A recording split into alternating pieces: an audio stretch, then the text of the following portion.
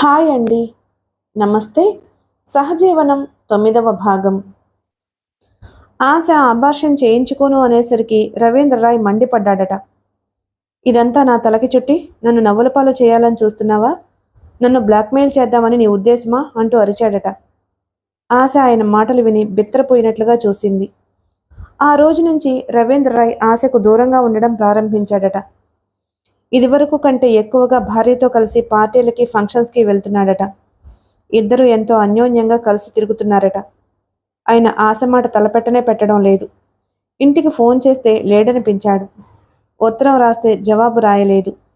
ఆఫీసుకు వెళితే లోపల ఉండి కూడా చూడడానికి వీలు పడదని ప్యూన్ చేత బయట నుంచే పంపించేశాడు. ఆశ కృంగిపోతూ ఇంటికొచ్చింది. ఈ పెద్ద మనిషి ఒక రోజున తన కోసం ఎంత తప్పించిపోయాడో గుర్తుకొచ్చింది. రవీంద్రరాయ్ ప్రవర్తన ఆశ పట్ల పిడుగుపాటులా అయింది. ఇదంతా జ్యోత్స్నతో చెప్పి బాధపడింది ఆశ. జ్యోత్స్న, అసలు పెళ్లి కాని ఏ ఆడపిల్ల పెళ్ళయి భార్య పిల్లలు ఉన్న మగవాణ్ణి నమ్మనేకూడదు. భార్యతో సుఖమే లేదని వాపోయిన ఆ పెద్ద మనిషి భార్యని ఇప్పుడు ఎంత బాగా చూస్తున్నాడో చూడు. నిజంగా సుఖం లేకపోయినా ఈ పెళ్లి అనే పంజరంలోంచి వాళ్ళు ధైర్యంగా బయటపడలేరు. అసలు అలాంటి వ్యక్తిని ఎన్నుకోవడం నాదే తప్పేమో.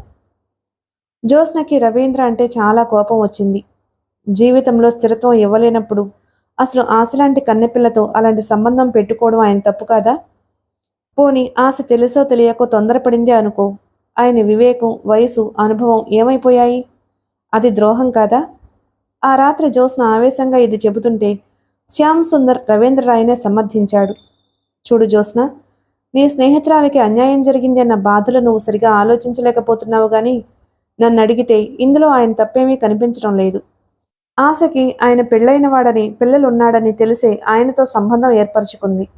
అసలు ఆ భార్యని వదిలివేయమనడం మాత్రం ఏమి న్యాయం? అలా వస్తే మాత్రం ఆ వ్యక్తి ఎంత స్వార్థపరుడో, ఎంత స్వసుఖ లాలసుడో ఆలోచించు. శ్యామ్ సుందర్ రవీంద్రరాయ్ని అలా సమర్థించడంతో జ్యోత్స్నకి చాలా కోపం వచ్చింది. ఆయన్ని సమర్థించడానికి నీకు సిగ్గులేదు అంది. నేను ఎవరిని సమర్థించడం లేదు. ఉన్న విషయం చెప్పాను. ఆశని చూడలేదని, మాట్లాడలేదని, దూరంగా ఉంచాడని నువ్వే ఆవేశపడుతున్నావు. ఆయనతో చేసుకున్న ఒప్పందానికి వ్యతిరేకంగా ఆశ ఎప్పుడైతే పిల్లలు కావాలి అని అనుకుందో అప్పుడే ఆ సంబంధం తెగిపోయిందని గుర్తించడం లేదు. అతను శాంతంగా చెప్పాడు. జ్యోత్స్న అతనికి దగ్గరగా వచ్చి కింద కూర్చుని అతని మోకాలి మీద తలానించుకుంది. ఆశ జీవితం చూస్తుంటే నాకు చాలా బాధగా అనిపిస్తుంది. నేను చేయగలిగిన సాయమే చేస్తాను గాని దాని జీవితం పూర్తిగా చక్కదిద్దలేను కదా అంది బాధగా. శ్యామ్ సుందర్ భార్య తలనిమిరాడు. పాపం, ఆశ కూడా ఇలా అవుతుంది అని అనుకునుండదు. జ్యోత్స్న జీవితంలో పెళ్లి అనేది వటవృక్షం లాంటిది. ఎంతో బలమైన పెను తుఫాను వస్తే తప్ప అది పడిపోదు. మీ ఆశ ఆయనతో పెట్టుకున్న సంబంధం లాంటిది ఉంటే అది మునగ చెట్టు లాంటిది. ఏ కాస్త గాలి బలంగా వేసినా పెళ్ళుమని విరిగి పడతాయి. సంసార జీవితంలో భార్యాభర్తలు పెద్ద పెద్ద అభిప్రాయ భేదాలు అవలీలగా సర్దుకుపోతారు. అదే ప్రేమికులైతే చిన్న విషయమే పెద్ద విషయంగా మార్చుకుని కించపరుచుకుంటారు. వీళ్ల మనసుల్లో ఎక్కడో లోపల ఈ సంబంధం స్థిరత్వం కాదు అనే భయం రెపరెపలాడుతూ ఉంటుంది. ఎదుటివారికి ఇచ్చిన దానికంటే తాము పొందాలన్న తపన కూడా ఎక్కువగా ఉంటుంది. అందుకే ప్రేమకు పెళ్ళే సరైన గమ్యం. జ్యోత్స్న, ప్రేమ చాలా నాజూకైంది. దీనికి పెళ్లి అనే బలమైన అండ చాలా అవసరం. అతని మోకాలి మీద చంపానించిన జ్యోత్స్న అతని వైపే రెప్పవాల్చినట్టు చూస్తుంది. కాని శ్యామ్, పెళ్లి కానంత మాత్రాన ఇద్దరు స్త్రీ పురుషుల మధ్య ప్రేమ సాధ్యం కాదంటావా? సాధ్యం అవుతుంది, కాదనను. కానీ దాని మనుగడ చాలా కష్టం. ఈ సంఘం యొక్క కోరచూపుల్ని ఎదుర్కొని నిలబడాలి. దానికి ఎంతో గుండె ధైర్యం, ఆత్మవిశ్వాసం కావాలి. ఈ సంఘంతో యుద్ధం చేయడంతోనే వారి జీవితాలు వెళ్లమారిపోతాయి. అనుక్షణం యుద్ధం చేసే మనిషి జీవన సౌరభాన్ని ఏమి ఆస్వాదించగలడు? జీవితాన్ని నిజంగా అనుభవించాలంటే మనిషికి స్థిమితం కావాలి. చూడు, మీ ఆశ గురించి నువ్వు ఇంత తలబద్దలు కొట్టుకోవడం నాకేమీ బాగోలేదు. లే, ఇలారా. జ్యోత్స్నని బలవంతంగా లేపి మంచం మీదకి లాక్కున్నాడు. శ్యామ్ సుందర్ చేతుల మధ్య ఒదిగి అతని గుండెల మీద తలానించి పడుకున్న జ్యోత్స్నకి ఈ ప్రపంచంలో తనంత అదృష్టవంతురాలు ఎవ్వరూ లేరన్నంత మరీ మరీ అనిపించసాగింది. ఏ మనిషికైనా అలా అనిపించటం కంటే గొప్ప వరం ఇంకేమీ లేదేమో. ఆశ జీవితం అసలే పెనుతుఫాన్లో ఉన్నట్లుగా అల్లాడుతుంటే రవీంద్రరాయ్ ఆసరా కూడా పోయింది. దానితో జీవితం ఆర్థికంగా కూడా కృంగిపోసాగింది. చేతికొచ్చిన పనులు కూడా ఒక్కొక్కటి జారిపోసాగాయి. దానితో స్వశక్తి మీద నిలబడగలను అన్న ధీమా కూడా ఆవిరయింది. ఆశ బాగా ఖర్చులు తగ్గించేసుకుంది. తల్లికి మనీ ఆర్డర్లు చేయడానికి వీలు లేకపోయింది. ఆశ తల్లికి ఎలా తెలిసిందో ఈ విషయం తెలిసింది. ఆవిడ నేరుగా రానే వచ్చింది. ఉద్యోగం వెలగపెడతానంటూ వచ్చి, మేము వచ్చి ఉంటామంటే రానియకుండా ఒక్కదానివి ఉండి, చివరికి నువ్వు చేసిన నిర్వాకం ఇదా? మామయ్యలకు గాని పిన్ని వాళ్లకు గాని ఇది తెలిస్తే మన మొహం చూస్తారా? ఇంకా ఎందుకు బ్రతుకున్నావు? ఎందులో అయినా పడి చావకపోయావా? పీడ వదిలేది? నేను వాళ్ళ ముందు ఎలా తలెత్తుకోవాలి? మిగతా పిల్లలకి పెళ్ళెలా అవుతుంది? చిన్నప్పటి నుంచి లోకానికి వెరిచి బ్రతుకుతున్న ఆవిడ కోపంగా అంది. అమ్మ చాలు, దయించి ఏమి అనకు. ఆశ ఆ మాటలు వినలేనట్టుగా చేతులు చాచి అడ్డుపెడుతూ అంది. ఏదో తగలబడ్డావే అనుకో, ఇంత బట్టబయలు చేసుకోవాలా? తగుదునమ్మా అంటూ బ్రతికించాలా? గప్చిప్గా ఏ మందో మాకో మింగాలి గాని ఈ పనేమిటి? ఇది తెలిస్తే ఈ లోకం నిన్ను బతకనిస్తుందా? ఆశ ఆవిడికి సమాధానం చెప్పలేదు. ఆ సాయంత్రం రైలుకు వెళ్ళిపోయింది ఆవిడ. అది విన్న జ్యోత్స్న ఆశ్చర్యపోయింది. ఆవిడ కన్న తల్లేనా అసలు? అసలు నువ్వు అన్ని మాటలు ఎందుకు మాట్లాడనిచ్చావు? నీ మూలంగానే నా జీవితం ఇలా అధ్వానం అయిందని చెప్పలేకపోయావా? ఆడపిల్లవి, ఒక్కదానివి సిటీలో ఒంటరిగా ఉంటానంటే ఆవిడ అభ్యంతరం చెప్పలేదు. ఎందుకు? డబ్బు పంపిస్తున్నావుగా. అప్పుడు మీ మామయ్యలు పిన్నిలు ఏమైపోయారు? ఆవిడ నిజమైన తల్లే అయితే నిన్ను గుండెల్లో పెట్టుకుని కాపాడేది. ఆడపుల్ల ఈ సంఘానికి ఎదురు తిరిగి పోట్లాడేది. ఎవరేమంటారో అని తానే ముందు వెళ్ళి సంఘం సరసన నిలబడి నిన్ను నిందించింది. ఈ ఆడవాళ్ళు ఇంతే. వీళ్ళకి మనోబలం లేదు కాబట్టే ఆడపిల్లల జీవితాల్లో ఇంత దుర్భరమవుతున్నాయి. పెళ్లి అవనే కాకపోని స్త్రీ తల్లి కావడం నేరం కాదని వీళ్ళందరికీ ఎప్పుడు తెలిసొస్తుంది ఆశ? మాతృత్వం అనేదాన్ని సృష్టి స్త్రీకి కానుకగా ఇచ్చింది. పెళ్లి అనేది మనం పెట్టుకున్న ఎన్నో సాంప్రదాయాల్లో ఒకటి మాత్రమే. ఇది అందరూ ఎందుకు ఆలోచించరు? ఎందుకు అంగీకరించరు? ఏమో జ్యోత్స్న, నాకేమిటో అయోమయంగా ఉంది అంది ఆశ. ఆశలో ఇదివరకటి ఉత్సాహం, తెగింపు, ధైర్యం పోయాయి. మనిషి దిగులుగా, భారంగా తయారైంది. జ్యోత్స్న ప్రోద్బలం మీద ఆశ బొంబాయి వెళ్ళింది. సరిత అక్కడే ఉద్యోగం చేస్తుంది. సరిత అమెరికా వెళ్ళడానికి వీసా వచ్చింది గాని ఈ లోపల ఫారిన్ రిటర్న్ వ్యక్తి పరిచయం అయ్యాడు. తల్లిదండ్రులు అతనితో మాట్లాడారు. సరిత వివాహమైన తరువాత ఇద్దరూ కలిసి వెళ్ళడానికి నిశ్చయించుకున్నారు. సరిత ఉద్యోగం చేస్తుంది. సరిత ఆశని ఆదుకుంది. ఆశ ప్రసవించింది. కాన్పు కష్టం కావడం వల్ల సిజేరియన్ ఆపరేషన్ అయింది. ఆడపిల్ల కలిగింది. జ్యోత్స్న సరిత టెలిగ్రామ్ అందుకుని వెంటనే వచ్చేసింది. పాపని చూసి ఎంతో ముచ్చటపడింది. నా పెంపుడు కూతురు చాలా బాగుంది కదూ అంది. ఆశ కళ్ళలో గిర్రున తిరిగిన నీళ్లే సమాధానం అయ్యాయి. పాపని ఎత్తుకుని జ్యోత్స్నని చూస్తుంటే ఆశ నీరసంగా ఉన్న ముఖంలో కలలాంటిది రాసాగింది. జ్యోత్స్న, చాలాసార్లు నేను చేస్తున్న ఈ పని సరైందేనా అని మదనపడ్డాను. ఇప్పుడు నీతో నిజం చెబుతున్నాను. అమ్మ తిట్లతో చాలా భయపడిపోయిన నేను ఒకసారి లేడీ డాక్టర్ దగ్గరకు వెళ్ళి ఆపరేషన్ చేయమని అడిగాను. ఆవిడ చాలా లేట్ అయిందని చెప్పింది. ఇప్పుడు ఈ పాపను చూస్తుంటే అనిపిస్తుంది నేను ఎంత పిచ్చి పని చేయబోయానో తెలిసింది. నేను పడ్డ బాధలు, దిగులు ఈ పాపను చూడగానే కరిగిపోయాయి. నువ్వు నా పాలిట స్నేహపర్వతంలా నిలబడ్డావు. నీ రుణం ఏమిచ్చినా తీరదేమో. Thank you Jyotsna, thank you. Asha నీరసంగా ఉన్న ఆ కళ్ళు కాంతితో మెరుస్తున్నాయి. ఆ ముఖంలో ధైర్యం కనిపిస్తుంది. అదిగో, నన్ను మళ్ళీ పరాయిదాన్ని చేస్తున్నావు. నువ్వు కృతజ్ఞతాభావం చూపిస్తే నాకు కోపం వస్తుంది అంది జ్యోత్స్న. సరిత జ్యోత్స్నతో యువతలకి రాగానే చెడామడా తిట్టినంత పనిచేసింది. ఆశ ఇలాంటి వెధవ పని చేసిందేమిటి? ఆ వెధవ పనిని నువ్వు సమర్థిస్తూ సాయపడడం నాకు ఇంకా ఒళ్ళు మండింది. నువ్వు మరీ ఇంత ఇదిగా ఉత్తరాలు రాయబట్టి ఈ సాయం చేశాను గాని లేకపోతే నేను నా అడ్రస్ కూడా తెలియనిచ్చేదాన్ని కాదు అంది. అదేమిటి సరిత? ఆశ మనకి స్నేహితురాలు కదా. అయితే మాత్రం? సరిత గంటు పెట్టుకున్న మొహంతో చూసింది. మనతో స్నేహం చేసింది కాబట్టి నాకింత చిరాగ్గా ఉంది. చూడు, స్నేహితులంటే ఒకరికి ఒకరు గౌరవం తీసుకురావాలి. ఫలానా మనిషితో స్నేహం అంటే సాటి సమాజంలో మనకు ఉన్న గుర్తింపు, గౌరవం ఎక్కువ అవ్వాలి. ఇలా స్నేహానికి మచ్చ తెచ్చేవాళ్ళంటే నాకు మహా మంట. వాళ్ళని మనం మైలు దూరంలో ఉంచాలి. ఇలాంటి వాళ్ళు స్నేహితులంటే లోకం మనల్ని కూడా ఆ దృష్టితోనే చూస్తుంది. ఎవరి అమ్మాయి అని నా కాబోయే భర్త ఆరా తీస్తే జవాబు చెప్పలేక చచ్చిపోయాననుకో. మంగళసూత్రం ఒకటి కొని తెచ్చి దాని మెడలో వేశాను కాబట్టి బతికిపోయాను. జ్యోత్స్న నిశ్శబ్దంగా వింది. ఇంతలో అక్కడికి ఒక పొడుగాటి కారొచ్చి ఆగింది. అందులో నుంచి బాబ్డ్ హెయిర్తో, హై హీల్స్తో ఉన్న ఒక అమ్మాయి దిగి చకచకా వచ్చింది. ఆ అమ్మాయిని చూడగానే సరిత జ్యోత్స్నతో మాట్లాడుతున్నదల్లా మానేసి హలో అంటూ పరిగెత్తింది. సరిత ఆ అమ్మాయిని తీసుకొచ్చి జ్యోత్స్నకు పరిచయం చేసింది. నా ఫ్రెండ్ మిస్ కేర్. వాళ్ళ నాన్న పెద్ద వ్యాపారవేత్త. జ్యోత్స్న ఆ అమ్మాయిని విష్ చేసింది. ఆ అమ్మాయి వెంట సరిత వెళ్ళిపోయింది. జ్యోత్స్న క్షణంసేపు ఆ వెళ్ళిపోతున్న కారు వైపే చూస్తూ నిలబడిపోయింది. ఆ అమ్మాయిని పరిచయం చేయడంలో సరిత ముఖం ఎంతో గర్వంగా ఉంది. జ్యోత్స్న నిట్టూర్చింది. స్నేహం అంటే అందరూ ఒక రకమైన అర్థం చెప్పుకోరు. ఎవరి ఆలోచన సరళిని బట్టి వారు నిర్ణయాలు చేస్తారు, నమ్మకాలు ఏర్పరచుకుంటారు. ఫారిన్ వెళ్లబోతున్న సరిత, ఫారిన్ రిటర్న్ని భర్తగా స్వీకరించబోతున్న సరిత, ఉద్యోగరీత్యా బొంబాయి వచ్చి ఇక్కడ పరిచయాలు పెంచుకున్న సరిత, తమతో కాలేజీలో చదివిన సరిత కాదు. ఈ ఏళ్లర్థం కాలంలో బాగా మారింది. నిజమే, ఈ లోకంలో మనుషులు చెప్పే స్నేహం విచిత్రమైంది. చాలామంది మనుషులతో స్నేహం చేయరు. వారి వారి డబ్బుతో, అధికారంతో, పరువు ప్రతిష్టలతో చేస్తారు. స్నేహం అంటూ చేస్తే ఆ మనిషి వల్ల తమకు ఏదైనా ఉపయోగం ఉండాలి, లాభం చేకూరాలి. రాను రాను మనుషులు ఎందుకింత స్వార్థంగా, కుటిలంగా మారిపోతున్నారో అర్థం కాదు. ఆశకి ఒక దురదృష్టం ఎదురైంది. కన్న తల్లే కాదు, స్నేహితురాలు అని నమ్మిన సరిత కూడా ఏసడిస్తుంది, దుయ్యబడుతుంది. ఇంకా ఎవరో అంటే బాధపడడం దేనికి? ఆడదానికి సాటి ఆడదాని అండే గనక ఉంటే స్త్రీ జీవితం మరి ఇంత దుర్భరంగా ఉండదేమో. దీనికంతటికీ కారణం ఒక్కటే, వీళ్ళకి స్వతంత్రమైన ఆలోచన లేకపోవడం. పరాన్న బుక్కులుగా మగవాళ్ల మీద ఆర్థికంగా, నైతికంగా ఆధారపడి వాళ్ళు చూడమని శాసించిన కోణంలోనే జీవితాన్ని చూడడానికి అలవాటు పడిపోవడం. అంతకంటే ఇంకేమీ లేదు.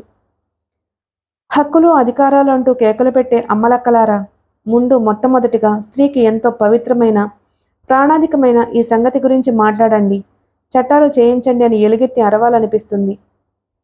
స్వాతంత్ర్యం నా జన్మ హక్కు అనే భావన ప్రతి స్త్రీకి, ప్రతి పురుషుడికి ఎంత ముఖ్యమో, మాతృత్వం నా జన్మ హక్కు అనే మాట ఈ సంఘంలో తరతమ భేదం లేకుండా ప్రతి స్త్రీకి తెలియాలి. పాప పుడితే భయంతో ఏ చెత్తకుండీలోనో పారేసి కళ్ళనీళ్లతో వెళ్ళిపోవలసిన అవసరం లేని సంఘం కావాలి. తల్లి పిల్లతో ఉంటే ఈ పాపకి తండ్రి ఎవరు అని నిలదీసే సమాజం మనకొద్దు. ఈ మాటలు జ్యోత్స్న ఆవేశంగా అంటుంటే, శ్యామ్ సుందర్, నువ్వు కోరుకున్న సమాజం 1000 ఏళ్ళు, 1,00,000 సంవత్సరాలు కాదు కదా, అసలు ఎప్పటికీ రాదు అంటాడు. అతను ఎప్పుడూ అదే మాట. అదేమంటే నీ ఆలోచనలు అలా ఉన్నాయి అంటాడు. పురుడైపోగానే జ్యోత్స్న ఆశని, పాపని తీసుకుని హైదరాబాద్ వచ్చేసింది. స్టేషన్కి శ్యామ్ సుందర్ వచ్చాడు. అతన్ని చూడగానే చేతుల్లో పసిగందుని చూపిస్తూ, ఇదిగో మన పెంపుడు కూతురు ఎలా ఉంది అంది. శ్యామ్ సుందర్ జ్యోత్స్న తృప్తి కోసం చూశాడే తప్ప అతనికి ఏమంత ఇష్టం అనిపించలేదు. ఆశ ఇదివరకు గలగలా ఎన్నో మాట్లాడేది. ఇప్పుడు తప్పు చేసిన దానిలా ఎటో చూస్తూ నిలబడిందే తప్ప అతనితో మాట్లాడలేదు. అతను కూడా ఆశని పలకరించలేదు. జ్యోత్స్న, శ్యామ్ సుందర్ ఇంటికొచ్చారు. పిన్ని కూతురు బొంబాయిలో ఉంది, చాలా సుస్థిగా ఉందని చూసొస్తానని వెళ్లి జ్యోత్స్న పసిపిల్లని పొత్తిళ్లలో పట్టుకురావడం చూసిన జానకమ్మ గారు తెల్లబోయింది. ఎవరి పసిపిల్ల అంది ఆరాగా. ఉత్తరం రాశానుగా, మా పిన్ని కూతురు ప్రసవించిపోయిందని. ఈ పిల్లని చేరదీసే వాళ్ళెవ్వరూ లేరు, అందుకని నేనే తీసుకొచ్చాను. పిల్ల ఎలా ఉంది అత్తయ్య గారు? ఆ రంగు నిలబడుతుందంటారా అంది జ్యోత్స్న. బాగానే ఉందిలే. ఆవిడ పిల్లవైపు అస్సలు చూడలేదు. ఇంటికి పసిపిల్లని తీసుకొచ్చేటప్పుడు కనీసం తనను సంప్రదించలేదు. కొడుకు కూడా చెప్పలేదు. ఆవిడికి చాలా కోపం వచ్చింది. స్వతహాగా శ్యామ్ సుందర్ మంచివాడే, తనకు ఏది చెప్పనిదే చేయడు. అతను చెప్పకుండా ఇప్పుడిప్పుడే కొన్ని పనులు చేస్తున్నాడు. ఇది జ్యోత్స్న ప్రోద్బలమని ఆవిడ ఆగ్రహం. ఆ రాత్రి కొడుకు భోజనం చేసేటప్పుడు ఆవిడంది, ఆ పిల్లని జ్యోత్స్న పెంచడం ఏమిటి? దానికి ఏం అనుభవం ఉందని వాళ్ళ బామ్మకి ఇవ్వొచ్చుగా అంది. అవునవును, నేను కూడా అదే మాట అన్నానమ్మా అన్నాడతను. కొడుకు అనే ఉంటాడు, అందులో సందేహం లేదు. కానీ ఆ జ్యోత్స్నే వినుండదు అని ఆవిడ అనుమానం. జానకమ్మ గారు కోడలతో 4 రోజుల తర్వాత తనే స్వయంగా ఆ మాట అనేసింది. పాపకి సీసాతో పాలుపడుతున్న జ్యోత్స్న బామ్మ వల్ల కాదులేండి. ఈ వయసులో ఆవిడ అవస్థేం పడుతుంది? మీ అబ్బాయి పొద్దుట వెళితే రాత్రికొస్తారు. నన్ను మీరు ఎలాగూ ఉద్యోగం చేయనీయడం లేదయ్యే, నాకు కాలక్షేపంగా ఉంటుంది అంది. జానకమ్మ గారు మాట్లాడలేకపోయింది. జ్యోత్స్న పిల్లల పెంపకం మీద పుస్తకాలు తెచ్చుకుని చదవసాగింది. జ్యోత్స్నకి ఆ పాపతోనే కాలక్షేపం. మధ్యాహ్నం వేళ శ్యామ్ సుందర్ ఆఫీస్ నుండి ఫోన్ చేస్తే ఎప్పుడూ పాప కబుర్లే. చూసావా, నా కొంగుపుచ్చుకొని లాగుతుంది, నీతో మాట్లాడొద్దు, తన దగ్గరకు రమ్మని కాబోలు. అయ్యయ్యో, పక్క తడిపేసుకుంది, ఉండుండొస్తాను అని పరిగెత్తేది. జ్యోత్స్న పక్క మార్చి వచ్చే వరకు అతను ఫోన్ పట్టుకుని నిలబడేవాడు. ఒక్కోసారి పెట్టేసేవాడు. అతను అలిగితే అది గ్రహించిన జ్యోత్స్న తెలివిగా అతని అలకను క్షణంలో తీర్చి అతన్ని సమ్మోహనపరిచేది. అబ్బబ్బ జ్యోత్స్న, నీతో కాపురం చేయాలంటే ఎంతో సహనం శాంతం కావాలి సుమా అనేవాడు. ఏ, నేనంత చెడ్డ భార్యనా? అమాయకంగా దీనంగా చూసేది. చెడ్డ భార్యవు కాదు గాని అందరిలాంటి దానివి మాత్రం కాదు. నా సహనానికి పెద్ద పరీక్షవి నువ్వు. నువ్వు నాకు కావాలి అని బలీయంగా అనిపించేలా నన్ను ఆకట్టుకుంటావు.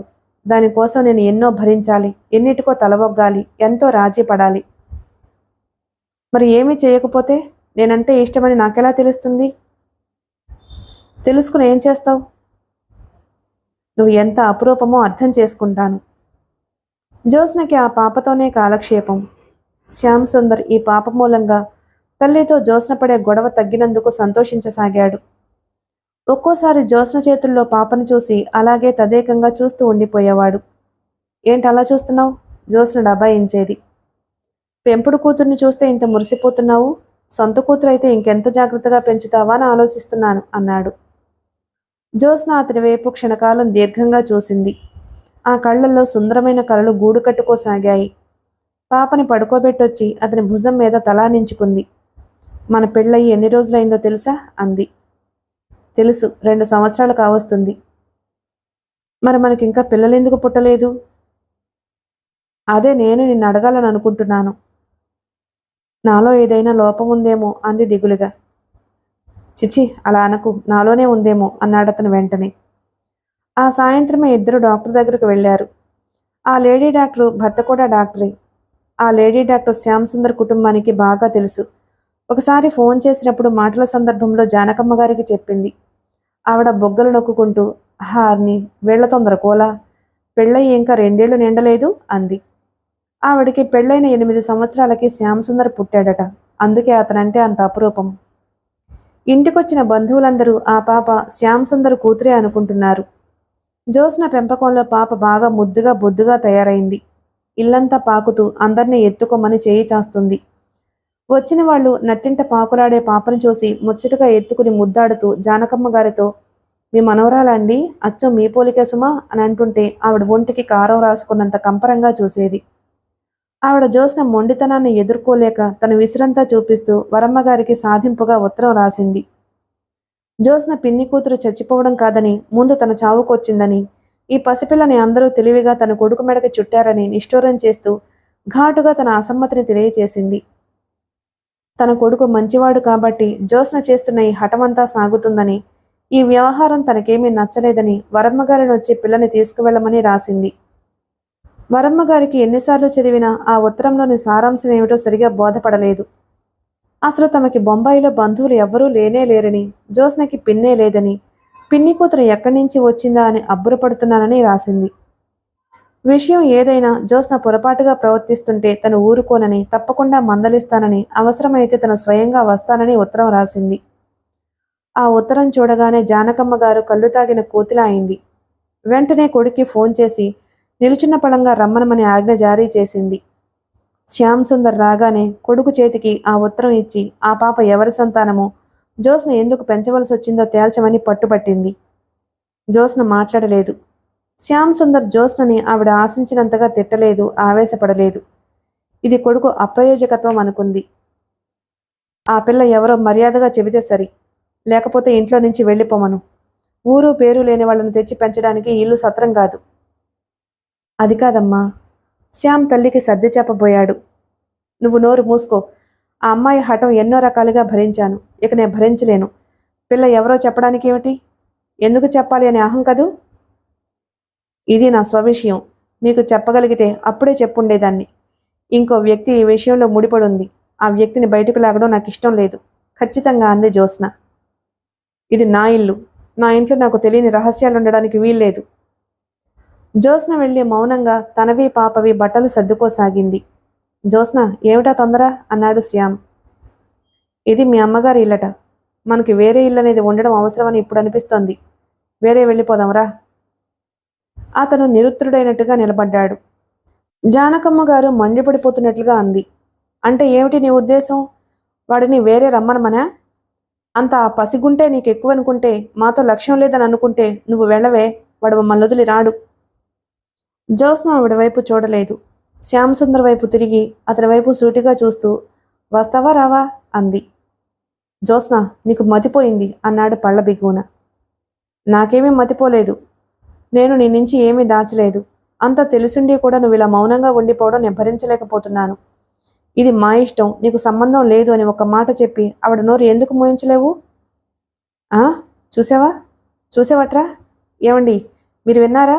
ఎంత లేసి మాటలు అంటుందో? చిన్న పెద్ద అన్న గౌరవం కూడా లేకుండా. జానకం మారిచింది. వస్తావా రావా నువ్వు? పాపనెత్తుకుని పెట్టె సర్దుకుంటూ అడిగింది. వాడు రాడే, మమ్మల్ని వదిలి రాడు.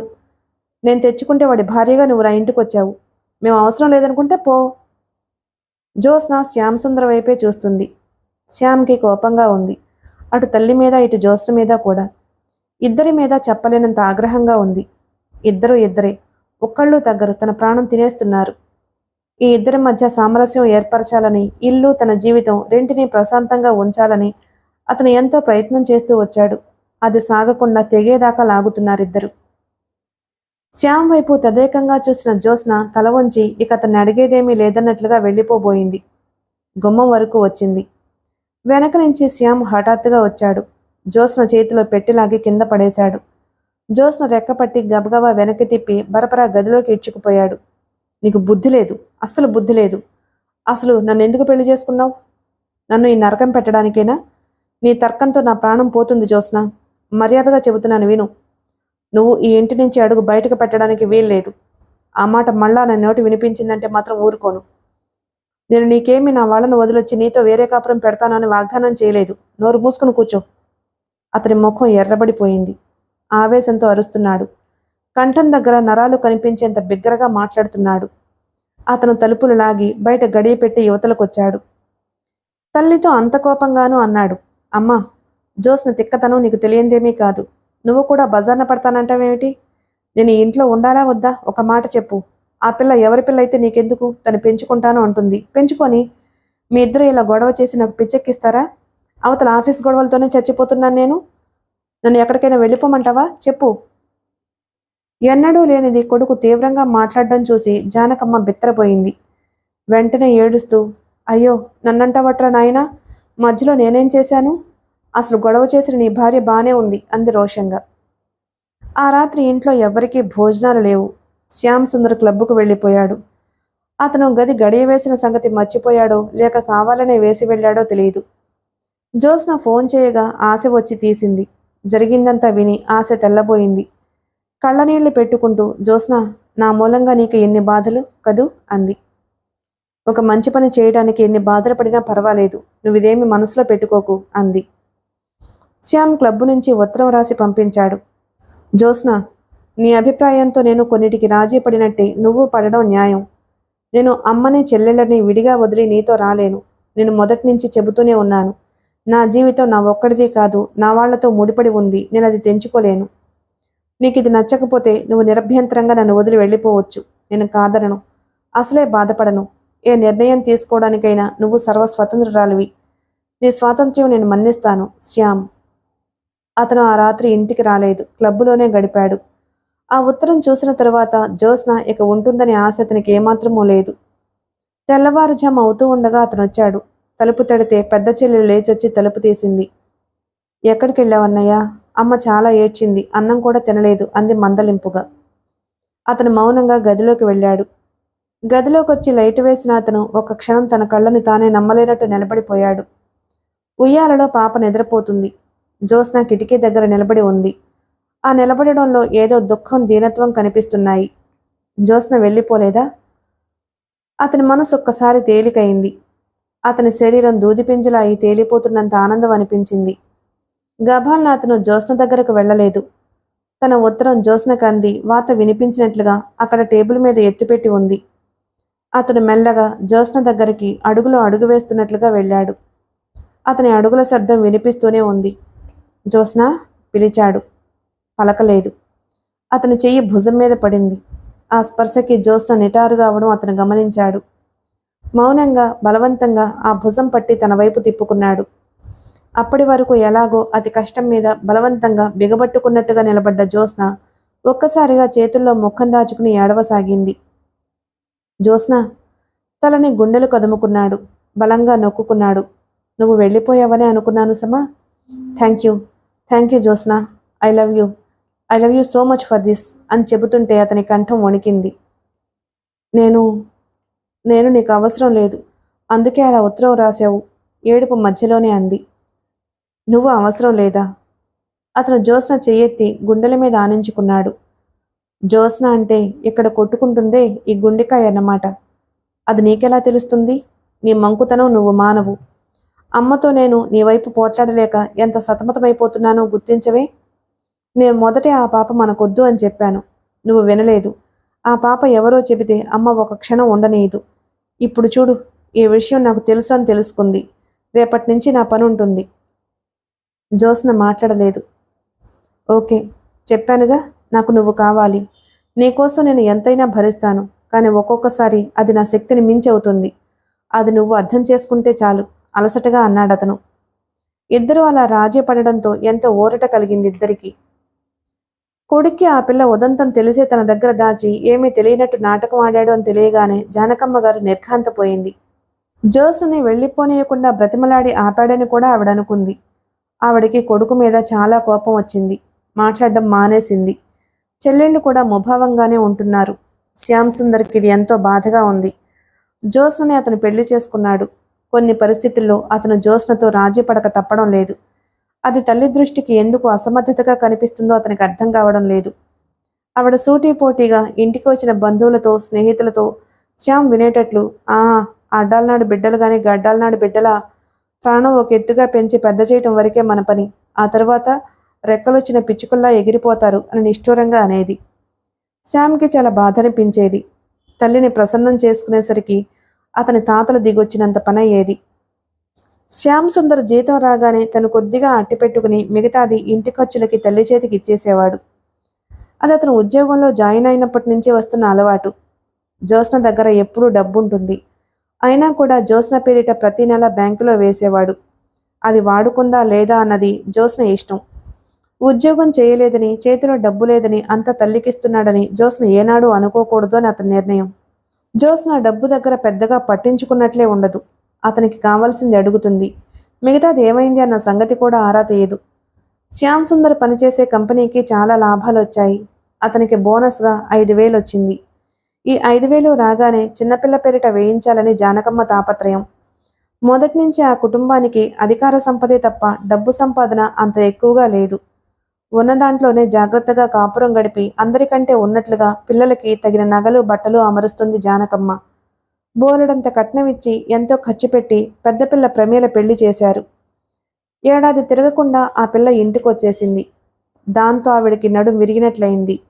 దానికి తోడు ఆయన సుస్థి మనిషి. మందులకి మాకులకి బాగా ఖర్చవుతుంది. పైనుంచి ఇంటికి అనుక్షణం వచ్చిపోయే చుట్టాలు. పెళ్ళైపోయిన తరువాత కొడుకు జీతంలో సగానికి సగం తగ్గించి ఇంటికిస్తున్నాడు. ఆవిడ చాలా కెరుకుగా ఉన్నా పైకి ఏమీ అనలేకపోయింది. అలా అప్పుడప్పుడు శ్యామ్ సుందర్కి పైన డబ్బొస్తూనే ఉంటుంది. ఇదివరకు లెక్క చెప్పి టంచనగా చేతికిచ్చేవాడు. మొన్నోసారి 2,000 ఏదో బాపత పైకం వచ్చిందట, అది ఇవ్వలేదు. ఆవిడ లోపల ఉడికిపోతుంది. అంత డబ్బున్న జ్యోత్స్న కొడుకు దగ్గరున్న డబ్బులాగి ఇబ్బంది పెడుతుందని చిరచిరలాడిపోతుంది. ఈసారి కొడుకును ఆవిడ నిలదీసింది. 5,000 ఏవిరా? ఉన్నాయమ్మా. ఎక్కడా? ఎక్కడో అక్కడ. సరిగ్గా చెప్పు, ఏం చేశావు? నేనేమీ అనుకోనులే, చెప్పు అంది. ఏదో ఒకటి చేశాను, ఖర్చయిపోయాయి, సరేనా? వాటిని గురించి ఇంక అడక్కు అన్నాడతను. ఇంకెక్కడికి పోతాయి? పెళ్ళానికి ఇచ్చుకుని ఉంటాడు. ఆవిడ ముఖం చిట్లిస్తూ అనుకుంది. మనసులో మాట కలిగితే ఆవిడ అస్సలు దాచుకోదు. నేను జడ్జిగారి అమ్మాయిని, నాకేం భయం అనే తత్వం ఆవిడిది. జ్యోత్స్న కూడా పాప ఖర్చుల కోసం డబ్బడిగింది. అతను లేదన్నాడు. జ్యోత్స్నకి కోపం వచ్చింది. తను అసలు ఎన్నడూ అడగనే అడగదు. పాపకి మరీ గౌన్లు లేవు. వచ్చిన 5,000 బొత్తి తల్లి చేతిలో పెట్టుంటాడు అనుకుంది. శ్యామ్ దగ్గర ఉంటూ బామ్మని డబ్బు పంపించమని అడగాలంటే జ్యోత్స్నకి సిగ్గుగా ఉంటుంది. అక్కడ డబ్బు అనేది పొలాల మీద, ఇళ్ల మీద, బంగారం మీద ఉంటుంది. ఒకసారి పంటల మీద నష్టం వస్తే ఆ ఏడాదంతా డబ్బుకు ఇబ్బందిగానే ఉంటుంది. ఈసారి అలాగే నష్టం వచ్చిందట.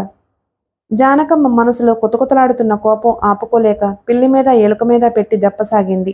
మీ మోహాలు మండ. కష్టపడి పాలుకొని నేను ఇంట్లో పెట్టుకుంటే తేరగా తాగడానికి మీరు తయారా? కష్టం నాది, ఫలితం మీదినా? అంటూ పిల్లిని ఎలుకని కొడుతూ ఎంత బొక్కుతున్నావో లెక్కపక్క లేదు కదా, నేను కాబట్టి నీ ఆటలు సాగుతున్నాయనుకో అనేది. జ్యోత్స్న మొదట పట్టించుకోలేదు. ఆ తరువాత ఆ ద్వంద్వార్థపు మాటలు తననే అని తెలిసింది. చాలా కోపం వచ్చింది. సూటిగా ఏదన్నా పర్వాలేదు గాని ఈ డొంక తిరుగుడు అనుమానాలంటే చాలా మంట. ఒకసారి ఏమిటంటున్నారు మీరు, అసలు ఎవరినంటున్నారు అంటూ నిలదీసింది. నా కొళ్ళు మండింది, నేను అనుకుంటున్నాను. మధ్యలో నీకు ఉలికెందుకు, నిన్నెవరన్నారు అందావిడ. ఇద్దరి మధ్య మాట పెరిగింది. ఆవిడ ఉండబట్టలేక పైకే కక్కేసింది. పేరుకేమో వరమ్మగారి మనవరాలివి, శ్రీమంతుల ఇంటి పిల్లవి, చూస్తేనేమో నా కొడుకు డబ్బిస్తే గాని నీకు గతి లేదు. మాటలు మేరకండి. మీ అబ్బాయి నాకెప్పుడిచ్చారు డబ్బు? 5,000 మింగి లేదంటావే? నేనా? జ్యోత్స్న తెల్లబోయింది. మీరేమో డబ్బు చల్లగా కాజేసి నన్నంటారే? ఏమిటి, నేను కాజేశానా? ఎవరితో మాట్లాడుతున్నావో తెలుసా? ఇంతలో శ్యామ్ సుందర్ రానే వచ్చాడు. తల్లి ఏడుస్తూ అరుస్తూ జ్యోత్స్న చేసిన అవమానం చెప్పింది. జ్యోత్స్న శాంతంగానే ఆవిడ అనవసరంగా తనను అపనిందలు ఎందుకు వేయాలో న్యాయం చెప్పమంది. అతను ఇద్దరికీ ఇవ్వలేదని చెప్పాడు. మరెవరికిచ్చావు? ఇద్దరూ నిలదీశారు. శ్యామ్ సుందర్ మాట్లాడలేదు. నేను చెబుతాను వినండి. మార్వాడికి అప్పు కట్టేశాడు, సరేనా అన్నాడు తండ్రి. ఆయన ఎంతో క్షోభ కలిగితే తప్ప నోరు విప్పి మాట్లాడడు. ఇంటి గొడవల్లో కల్పించుకోడు. ఆయన మధ్యాహ్నం నుంచి భార్యా కోడలి మధ్య జరుగుతున్న రాద్ధాంతం చూస్తున్నాడు. శ్యామ్ వచ్చిన తర్వాత కూడా ఇది కొనసాగింది. ఆ సమయంలో చెప్పకపోతే ఇద్దరూ అతన్ని మాటలతో చంపెట్టున్నారు. శ్యామ్ ఆ సంగతి చెప్పడం ఇష్టం లేక, ఆయనకు భరించలేక కలగజేసుకున్నాడు. మార్వాడిగా ఎందుకు విస్తుబోతూ అడిగింది జానకమ్మ. జ్యోత్స్న కూడా ఆశ్చర్యపోయి చూస్తుంది. ఆయన భార్యకి చెప్పేశాడు.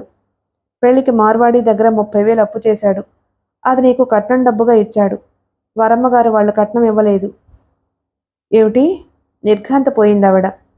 ఆ తరువాత ఆవిడ చేసిన రభస ఇంతా అంతా కాదు. కొడుకుని ఎన్నడూ ఎరగనంత ఆవేశంతో తిట్టింది. కన్న తల్లిని నన్నే మోసం చేస్తావురా నువ్వు?